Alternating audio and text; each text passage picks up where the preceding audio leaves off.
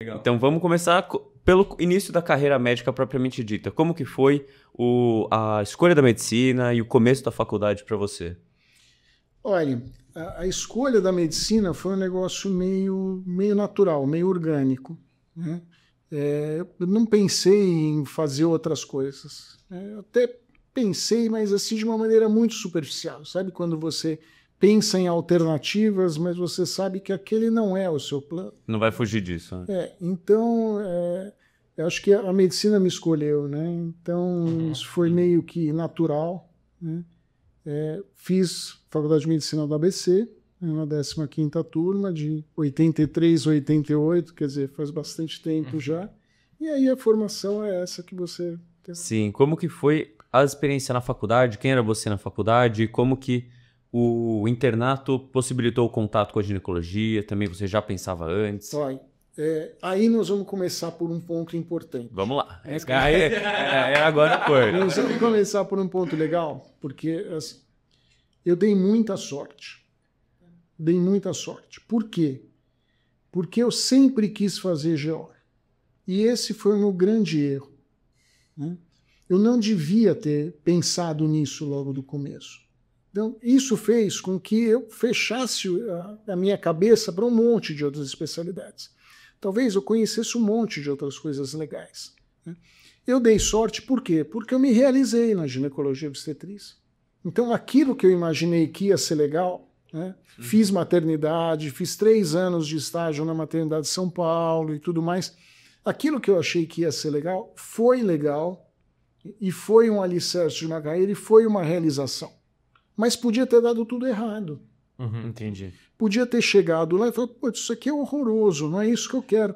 E eu tinha fechado a minha cabeça durante 6 anos para todas as Vai lá outras no primeiro ano, então, partir- já no primeiro ano ali, calouro lá no ABC, meio já que isso, te sabe? perguntavam o que você queria, GO. Meio isso. Mas você tinha alguma razão específica, tipo assim, algum familiar que era GO? Não. Não sei, era uma coisa... Era um desejo. Que nem a medicina foi orgânico, a GO foi a mesma medicina, coisa.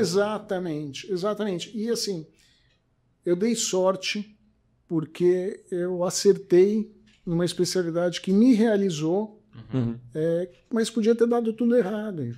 E se tivesse dado errado, o que eu ia fazer? Teve pouco raciocínio em cima, é isso? Foi uma coisa instintiva. Você foi seguindo e já meio que deixou escolhido desde sempre. Quando chegou no final do 3º ano, veio aquela coisa de prestar um estágio que existia na época, que você fazia plantões voluntários em algumas maternidades de São Paulo. Tá. Eu fiz na maternidade de São Paulo, que é um prédio que era na Frei Caneca, hoje não existe mais, esse prédio foi demolido.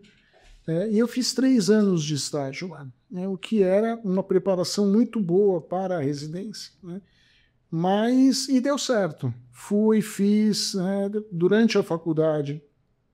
Eu sempre fui um cara, na faculdade, muito low profile, assim, então eu não era o cara da atlética, né, eu não era o cara do DA, não era nada disso, né, eu era só mais um. Você era o Eduardo lá. Eu era um anônimo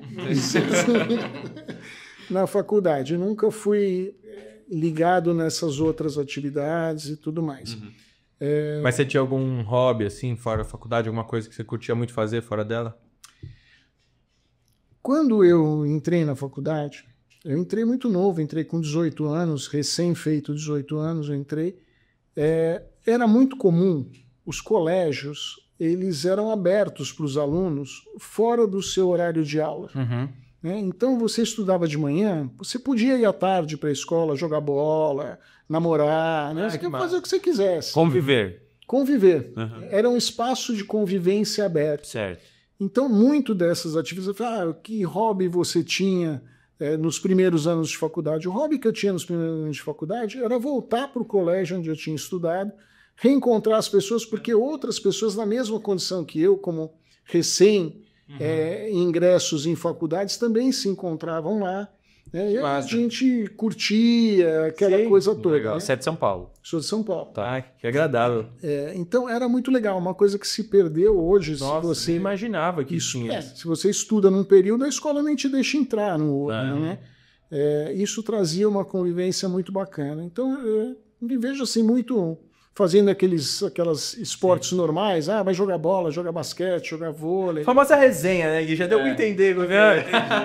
Mas e aí, e conta do estágio, então, da GO? Alguma coisa lá deve também ter acendido os olhos, afirmado. Não, muito, porque era uma maternidade que tinha muito movimento, a maternidade de São Paulo, com um pré-parto com 9 leitos, e você tocava aquilo. Então, eram 3 quartonistas, 2 quintonistas e um sextonista.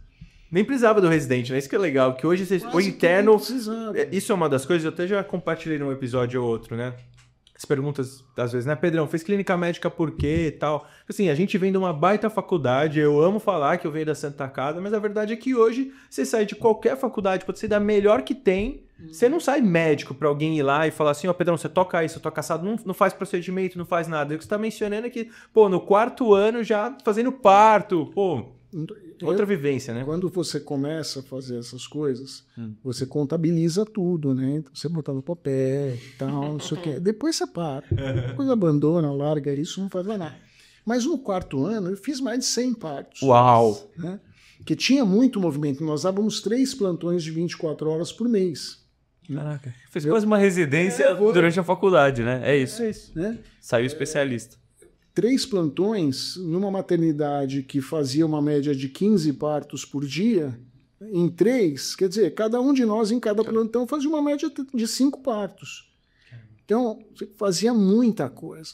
Né? Aí você já no 4º ano começava a fazer curetagem, no 5º ano você aprendia a alocar fórceps, né? No 6º ano você fazia cesárea. Então entrava lá com o chefe de plantão, era o chefe de plantão e o sextonista, fazia cesárea. Então, quando você entrava no R1, você já era quase um R4. Né? Então, fazia uma diferença muito grande. Isso, infelizmente, não existe mais, é uma coisa que se perdeu. Sim.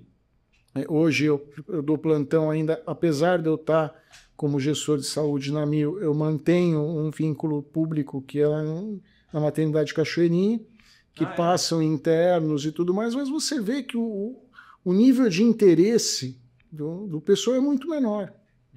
Não só dos internos, dos residentes também. Né? A gente via, depois que eu terminei a faculdade, que eu terminei a residência, né, de IGO, eu voltei, me mantive lá na casa maternal, né? Eu fiz residência de IGO na casa maternal, que hoje ela é conhecida como Leonor Mendes de Barros, né, lá no Belém, que não é o amparo maternal que está junto com a Unifesp, é a casa maternal, é um outro serviço. Tá. Depois que eu terminei o R2, lá na minha época já eram 2 anos. Quando eu terminei o R2 lá, eu continuei, né, como eu falei, né, eu terminei o R2 e fui fazer oncogineco. Certo. Então, nesse período que eu fiz oncogineco... Que inclusive, perdão, só falar que nessa época a residência de eram uns 2 anos, é isso, né? 2 anos. Não, e aproveitar, assim, que o Gui te interrompeu por uma boa causa... E a escolha da oncogineco, não é possível, que aí a GO já na faculdade foi algo que foi natural, a medicina já foi algo natural, a GO foi natural, a oncogineco você deve ter balançado para outra especialidade. É engraçado que você está reportando vários elementos de obstetrícia, e daí você trouxe agora uma... porque eu imagino que estava no PS, né? Vou contar uma história aqui, mas eu não vou poder contar o nome das pessoas. Mas, enfim, na época que eu estava terminando, estava fazendo R2 lá, eu era o representante dos residentes na Coreme, ao contrário do... Talvez aí alguma coisa da medicina do trabalho também, da gestão, vai aparecendo, tá vendo? Eu tô ligado, hein, gente? Ao contrário do que na faculdade eu era muito mais low profile, na residência eu fui mais ativo. Certo. E aí nós tínhamos lá um professor que era muito querido por mim. E como eu vou falar uma coisa meio chata... Ele fica no anonimato. Eu não vou falar. Beleza. Tá? Mas era um professor que era muito querido por mim. E ele era bem idoso quando ele estava lá. E eu não queria fazer oncologia. Não queria. Eu queria ir para outra área, fazer outra coisa dentro da gineco, mas eu não queria oncologia. E ele chegou para mim e falou assim, Eduardo, eu queria que você fizesse oncologia para você vir para cá para o hospital. Eu falei, professor, eu não gosto de oncologia. Não, mas faz. Aí por que eu não vou falar o nome dele, né? Porque eu falei assim, o professor tá velhinho, ele vai morrer agora nesse ano aqui. Eu começo a fazer oncologia, começo, aí ele morre, eu largo, vou fazer outra coisa. mas ele não morreu. Ele viveu uns 10 anos depois. Teve que terminar, então, mas assim, foi uma coisa incrível. A oncologia só entende a oncologia quem está dentro dela. Porque, ao contrário de você ver a oncologia como o paciente de câncer, né, e o médico oncologista, ao contrário de você enxergar isso como uma célula de morte, né, então, eu estou aqui, mas eu sei que paciente tal está com que ele vai morrer. Muito diferente disso, você exerce a arte de dar esperança para o paciente. Você usa a ciência, você usa o seu conhecimento para dar esperança para o paciente. Então, quando você pega, e aí eu vou trazer para a minha experiência, né? Quando você pegava, nessa época, câncer de mama era uma doença incurável. E aí sim eu posso falar de um professor que eu tive, que não foi esse, que foi o professor Pinotti, que foi meu professor, né? Gente, eu tive tanta sorte. Eu tive 3 professores, né, durante a minha formação. Domingos Delácio, quem já pegou o livro do Briquet de Obstetrícia Normal sabe que um dos caras que traduziu foi ele. Sim. Bussama Aranene, que era um egresso do HSC, e eu já estudei no Pinotti. Então, quer dizer, 3 nomes. Mestres, eu passei por eles. Sim. Inspirações. Né? O Pinotti era um professor que era assustador você ver operar, porque era um cara que tinha uma destreza quase que sobrenatural sobre os instrumentos. Né? Imagina só, está entrando o professor Pinotti. Né? Quem é o R3? É o 16º instrumentador. Né? Você, com sorte, abre um fio. Tá todo mundo querendo ver. De sorte, você abre um fio. E era muito difícil instrumentar para o professor, porque a destreza dele era absurda e você não conseguia acompanhar o ritmo da cirurgia. Ele era um cara incrível, incrível. Legal. Numa cirurgia dessas que eu entrei com ele, era uma mastectomia. Ele, enquanto a gente fazia a lavagem das mãos, ele fez uma revisão bibliográfica de câncer de mama em 10 minutos que qualquer outra pessoa levaria 4 horas para fazer. Um cara incrível. E só no gogó, né? Só no suor. Só falando e aqui, ó. Enquanto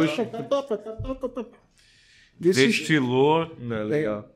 Mas, enfim, quando você tem uma paciente com câncer de mama, e nessa época o câncer de mama era uma doença incurável, e você chega para essa paciente e fala assim, olha, você tem um câncer de mama, nós vamos te operar e você vai fazer um tratamento complementar X qualquer que vai te dar uma sobrevida média de 5 anos. Por hipótese, 4 anos, 3, sei lá, um período qualquer. O que você está dizendo? Quase uma sentença, né?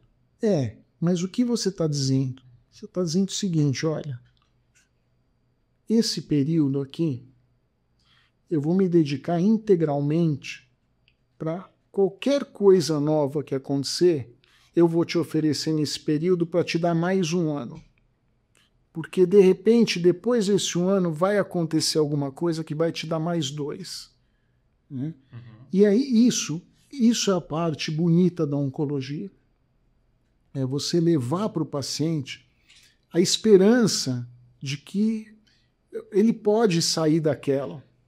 E se ele não puder sair daquela, que você vai estar do lado dele o tempo inteiro para dar dignidade para aquele paciente.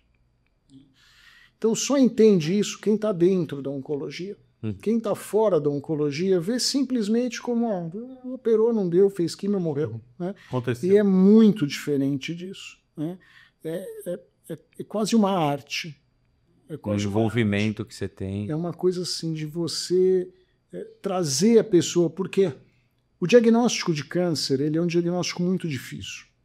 Quando você abre um anátomo patológico e vê lá adenocarcinoma, né, qualquer coisa desse tipo, o chão abre e você cai, se desaba. É muito difícil. E ter alguém que vai chegar para você e vai falar assim, olha, eu vou fazer o melhor que eu puder por você e eu vou estar sempre do seu lado e eu vou te tudo que for melhor eu vou te dar. Ah, mas se tiver no SUS não é assim. É o melhor dentro daquela realidade. Né? Então, não importa se você tem muito recurso ou se você tem pouco recurso. Você tem que dar o seu melhor com muito recurso, o seu melhor com pouco recurso.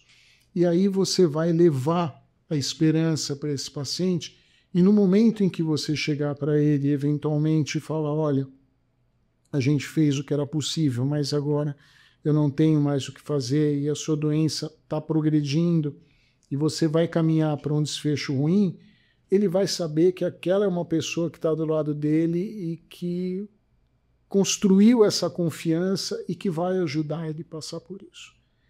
Então, a oncologia, ela, embora eu nunca tenha tido vontade de fazer, né, depois de eu ter feito, isso abriu, mudou a minha forma de ver a vida.